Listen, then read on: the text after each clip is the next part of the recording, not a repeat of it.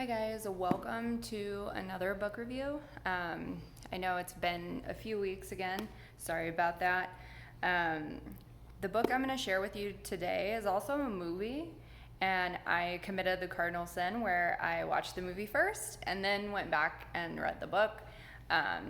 Usually it's supposed to be the other way around, and traditionally the book is always better than the movie. Just putting it out there. This one, I actually felt that the movie and the book were pretty similar.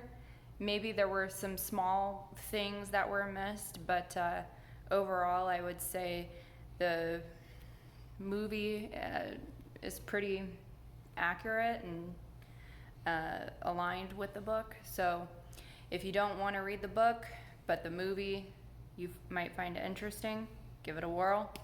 I'm going to be talking about Emma Donohue's Room. So this book's been out for a few years now, along with the movie. That's been out for a couple years now too.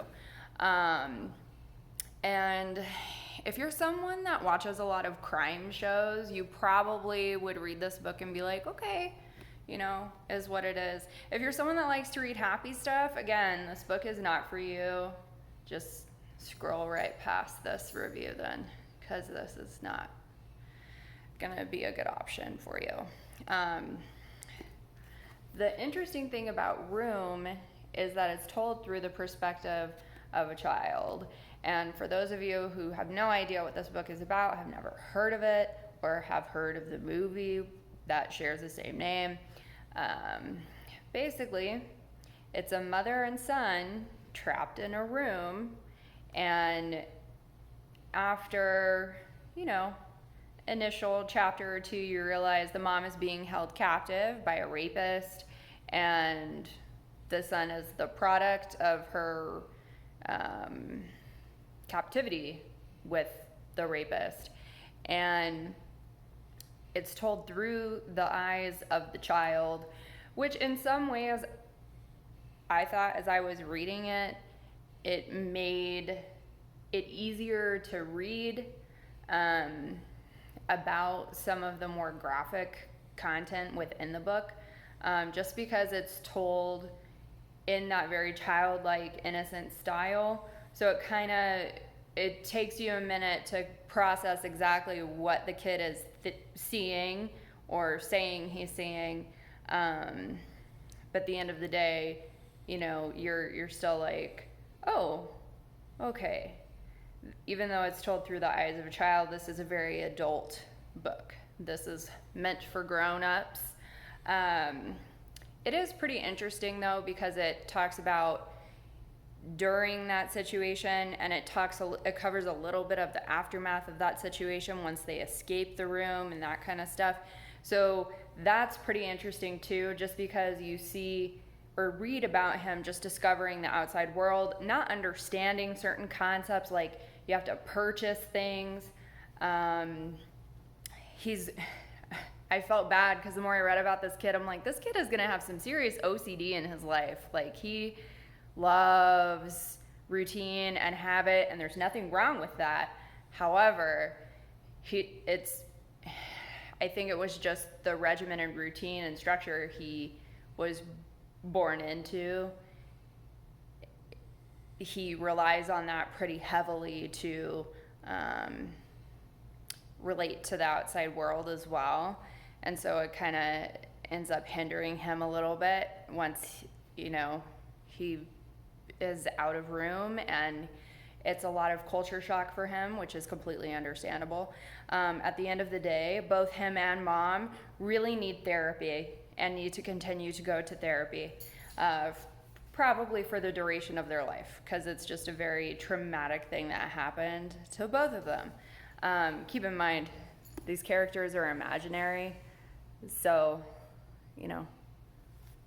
this didn't really happen, okay?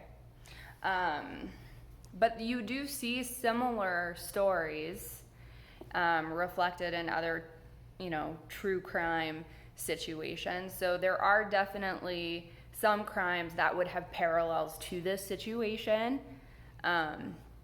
which I don't know if the author got inspiration from those or not. But what makes this book unique is the perspective it's written from, and it's through the eyes of the child, Jack. And in the movie, it's basically done the same way, and they do a very good job of it.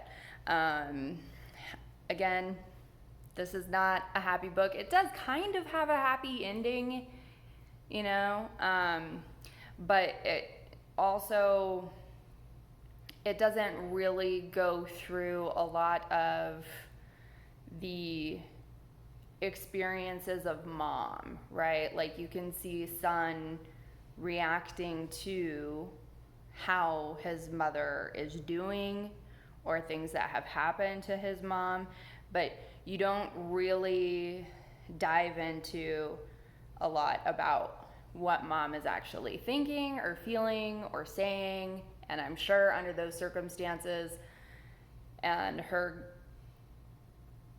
becoming and her escaping that situation and being free from that situation, but also dealing with a lot of trauma, makes it also incredibly hard to parent a 5-year-old child at the same time. That's a lot to deal with, okay? So it's a very interesting book because of the perspective it's told from. Not to say that had it been written from the mother's perspective, that it wouldn't have been interesting. It probably would have been a lot more graphic, a lot more violent, a lot more upsetting, to be honest. The perspective of Jack brings a certain amount of innocence and happiness and joy to this book at times, which is pretty heavy, and filled with a lot of sad stuff.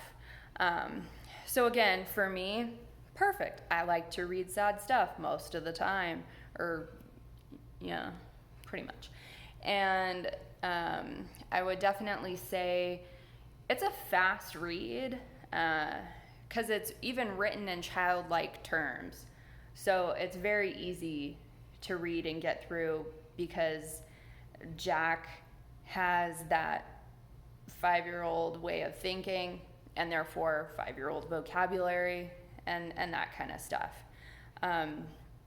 So it's a very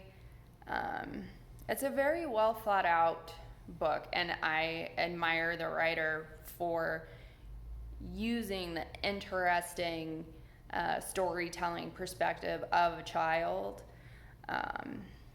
to kind of take this very heavy and sad subject and kind of turn it into something maybe that has a little more innocence to it, a little more joy at times, of course, and maybe just a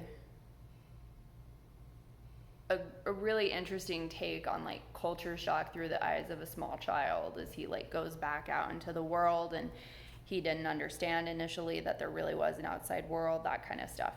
So it does have this very unique perspective, and actually a lot of this was, you know, in mom's eyes, her way to keep her child safe, and also to make him not feel like he was missing out as he was growing up in room.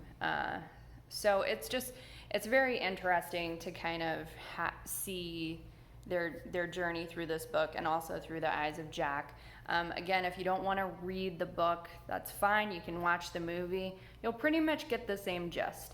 The book and the movie are pretty spot on, in my opinion. So if a sad story that, you know, has interest for you, more sad stories, this is probably a good one. Anyway, till next time.